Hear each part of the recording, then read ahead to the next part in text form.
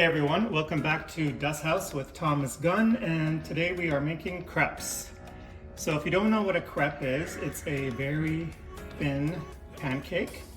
The size will depend on the size of your pan, but I'm gonna say they're usually about 8 to 10 inches across. So this recipe, because I'm making it for supper for myself this evening, I'm doing a recipe and a half, but the ingredients I will actually be telling you is for one recipe.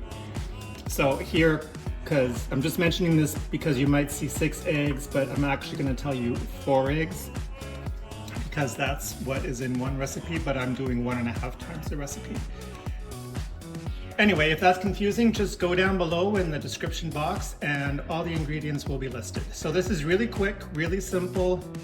It's best if you make this batter a little bit ahead of time, although I have done it, immediately before cooking it and it's fine, but it does, the texture is a little nicer if it sits a while. So if you can, try to have it sit at least half an hour up to, I'm gonna say anywhere to, 2, 3, 4 hours.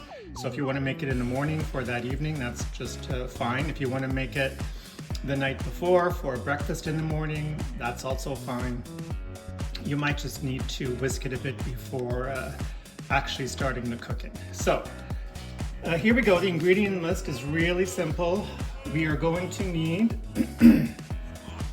1 1/3 cup whole milk.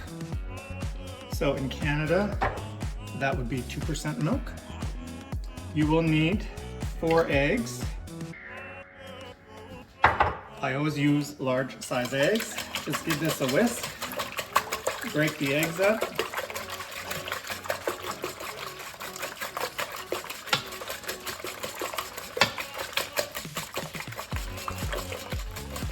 Hey, do you like my retro bowl? Pretty cool, right? This was my mom's. So I'm gonna say it's probably at least 40, 45 years old. So now you're gonna add some vanilla. I'm gonna eyeball it, but if you like to measure, a teaspoon is good. There we go. Give that another quick whisk. Now 1 1/3 cup flour, just regular all-purpose flour. We will whisk this in. So you don't need to get this lump free at this point, because I will tell you why in a moment.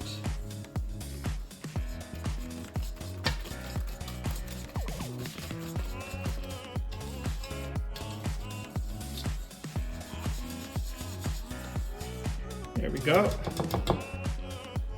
And now you're going to add 1/2 cup of cooled melted butter. So why I said not to worry about getting all the lumps out, for some reason when you add the butter as you're whisking, it seems to smooth everything out. So just pour it in as you're whisking, especially if it's still a bit on the warmer side. You don't want to be actually cooking anything at this point. And because of this butter, you really won't need to add butter to the pan while you're cooking.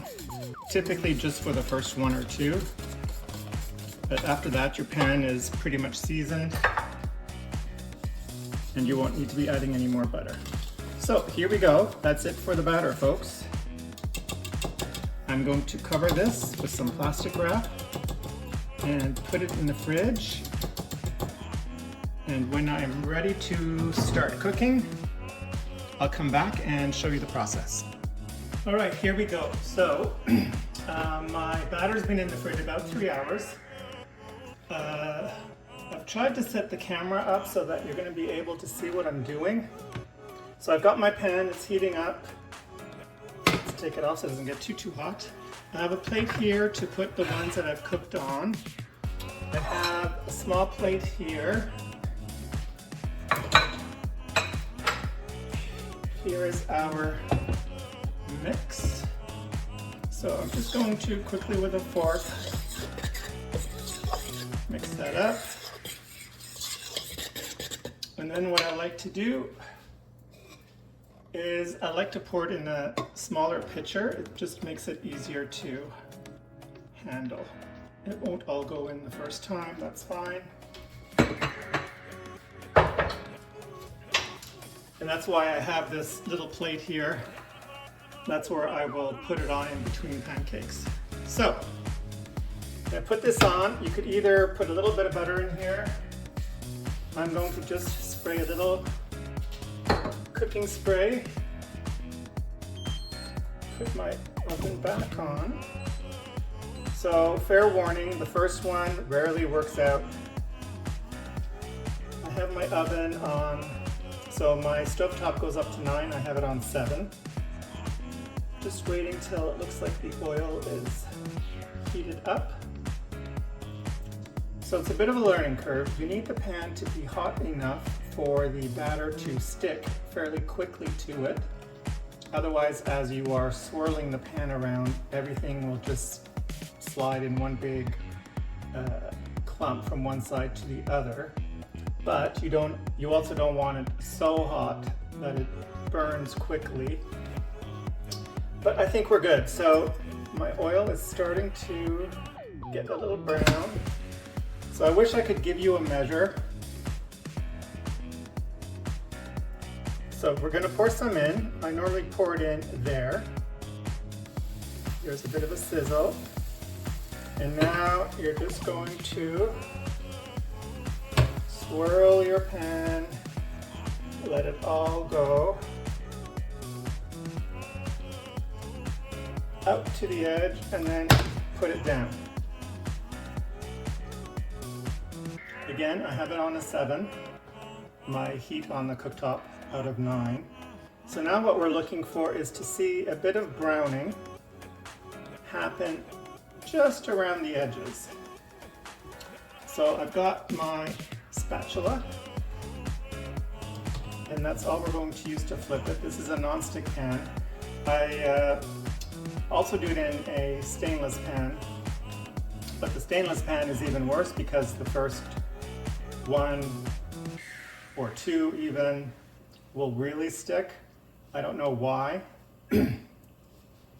So here it's getting brown. So if I put my spatula under and flip, there we go. Actually, I think the first one will be just fine. So as you can see, there's a bit of color, which is what you want. Just a bit though, you don't want it too dark. And now that the first one has cooked, I find, because there is butter in the batter, you don't need to keep adding butter in between pancakes. Even if I'm using a stainless pan, that seems to be the case. So let's have a look. Yeah, that's done. Put it over here on my plate and immediately go on to your next one. Pour the batter.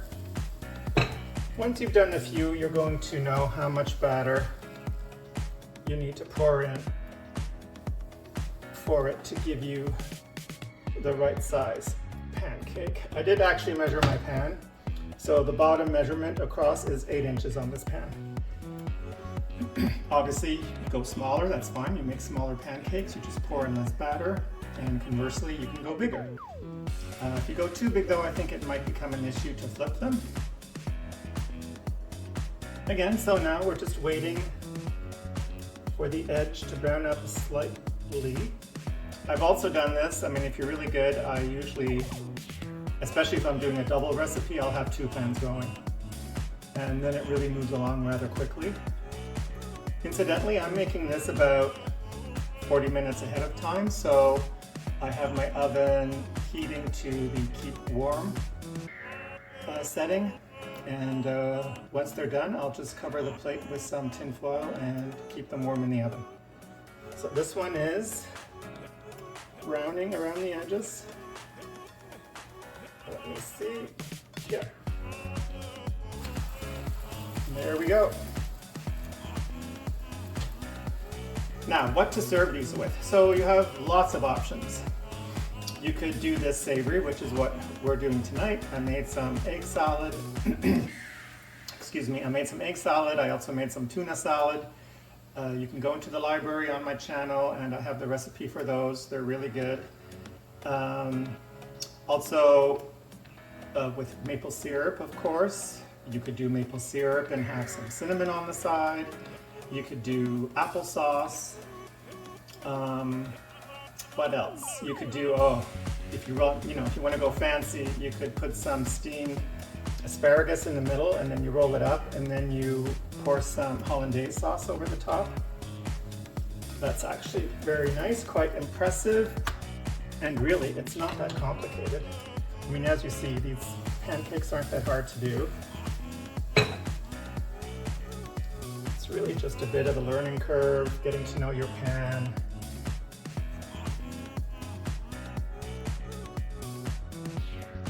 And if you find, like if you let this batter sit overnight, it sometimes tends to get a bit too thick. You can always just add a little milk and thin it out to this kind of consistency, but you'll learn that as you go along. This is actually a recipe from my mother-in-law, who sadly passed away. Shout out to Gisela, who was German, from Berlin. Crepes, I guess, were popular in that area. My parents are actually more central Germany, Kassel, and I never had a crepe growing up. The first time I had a crepe was when I had met my wife, my ex-wife, and her mother had made them. But apparently they're quite common. In German it would be Pfannkuchen. So Pfanne means pan, and Kuchen means cake. So Pfannkuchen. But yeah, so that's where I learned this recipe from, and she would only serve it with syrup. So when I entered the picture, I thought, well, I mean, because she would serve them for supper, and I thought, well, as a supper, let's, add some protein, make it a bit heartier, and that's where then the egg salad and the tuna salad came in. Also, incidentally, traditionally, if you make a cannelloni, instead of buying the noodles, I believe the traditional way is to use crepes like this. You might not add any sugar to the batter. And now that I'm telling you about the sugar, I've realized I didn't add any sugar. Okay, but that's fine. It's only 2 tablespoons. So obviously you can omit the sugar. You're going to be serving it with syrup anyway. So yeah, so I'll have the sugar in the description box below. It'll be mentioned there. Yeah, so what was my point though? What was my point? Oh well, I don't know. So anyway, I'm just going to keep going. This will make quite a number of pancakes. We've already done 3. We're on number 4. How long has this been? This has been about 15 minutes, but that's from when I started taping, right? So, and as the pan gets hotter and hotter, they're going to go quicker and quicker. So that's it. I'll come back really quick. Actually, maybe I'll come back when we're about to eat and show you how I would serve it, or how we eat them. See here, as it goes quicker and quicker, you can pick them up easier.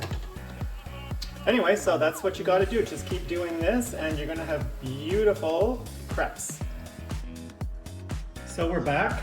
Just to let you know, the recipe, well, it's actually 1.5 times the recipe, made 16 pancakes or crepes. So, but like I mentioned earlier, in the description box below, it'll be the recipe just for like one recipe. So you won't get 16. So just to show you how we would serve them, take your crepe. And as I mentioned, I've made tuna, I've made egg salad, there's syrup, you can do sugar and cinnamon. So this is tuna salad. Put that on, spread it out. And then you're simply going to roll it up. That's annoying. there you go. Crepe 101. And I was also thinking, you could use this, if you've ever seen like a crepe cake, you could use this recipe to make a crepe cake. You could also make crepe Suzette is really good. So give this recipe a try. Like you saw, it's really simple, it goes quick. Your family's gonna love it. Please subscribe, like the video, and have a great day.